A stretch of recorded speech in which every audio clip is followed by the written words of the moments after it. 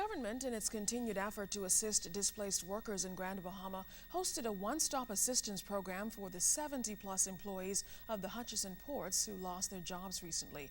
But as Joan Davis-Roll reports, initial interest in the program was far below what organizers expected. Officials from key government agencies and members of the Pastors Forum were all in place, but unfortunately, many of those they came to serve were not.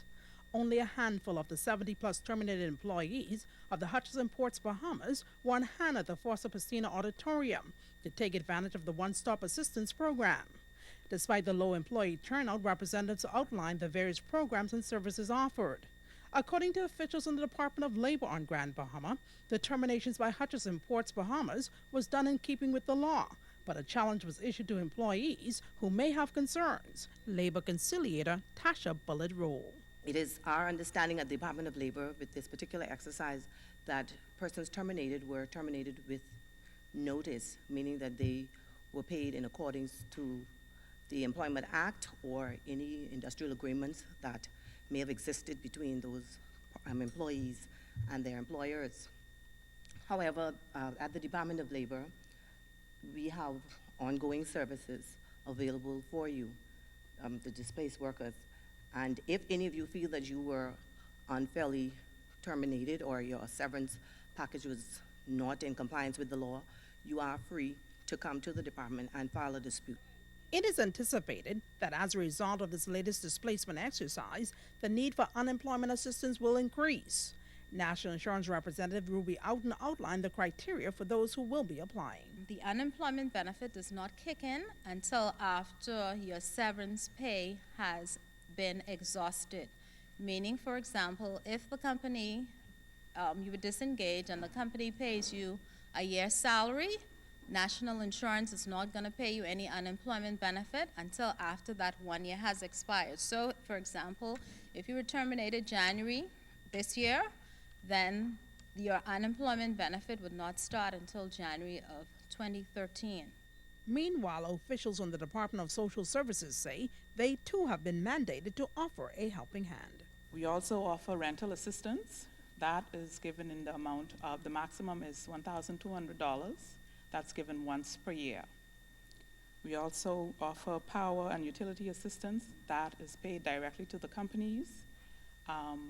So you would need for that a original bill in your name. Joan Davis-Roll, ZNS News. The government signed a $40 million loan agreement today with the Export-Import Bank of China for 2 infrastructural development projects in Abaco. That signing took place between Deputy Prime Minister Brent Simonet and Chinese Ambassador His Excellency Hugh Xuan at the Ministry of Foreign Affairs. Mr. Simonet says the 2% 20-year term loan agreement will be used to build a new bridge connecting Little Abaco to the mainland, and for North Abaco, the North Abaco Port Project, a new international and domestic cargo port at Kung Rock Creek, 2 miles north of Cooperstown. This port will encompass a bulk cargo terminal, container berth, and oil product berth. It will also have a marina with fueling facilities, boat maintenance, storage facilities, office rental spaces, and obviously administrative facilities for immigration, customs, the Royal Bahamas Police Force, the Royal Bahamas Defense Force, and warehouse facilities. The port will be befitting of the increasingly significant role that Abaco plays in the economic and commercial development of the Bahamas. The Little Abaco Bridge project will be constructed on the SC Boodle Highway linking Great Abaco to Little Abaco. Simonet says this project is also important for the impact it will have on the environment. The bridge, as many of you know, will replace the causeway which presently crosses Angelfish Creek, separating the islands of Great Abaco and Little Abaco. By implementing the bridge, the environmental damage created many years ago by the causeway will be restored by allowing tidal flows and fish migration through both sides of the Abacos.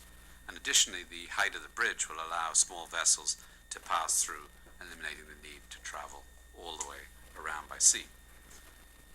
As usual, the Ministry of Public Works and Transport, using the China Harbor Engineering Company as a contractor, will execute both the North Abaco Port Project and the Little Abaco Bridge Project. Now, work on the project set to begin this winter following governmental appraisals. These latest projects bring the bilateral technical support from the Chinese government to $109 million. That includes the purchase of a container scanner and work on the Airport Gateway project. The Traveling Wild and Scenic Film Festival will make 3 stops in Abaco this month, putting the island on display and pushing its message of environmental conservation. The festival will make stops in Marsh Harbor, Hopetown, and Treasure Key. Hosted locally by Friends of the Environment, the film festival is designed around environmental and adventure films that illustrate the Earth's beauty, the challenges facing our planet, and the work communities are doing to protect the environment. Wild and Scenic both informs people about the state of the world and inspires them to take action. The film festival will visit Hope Harbor Lodge on Saturday, January 28th, and the Treasure Key Community Center on Friday, the 3rd of February.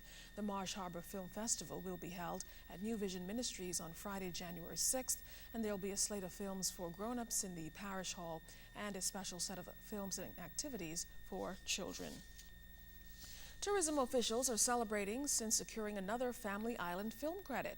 The colonial period feature film To Have and to Hold, directed by Ray Bengston, recently shot scenes in the Berry Islands. The tale of intrigue, love, and adventure spanning 2 continents and set in 1619 Jamestown, Virginia colony is based upon the early 20th century best-selling novel of the same name by Mary Johnston.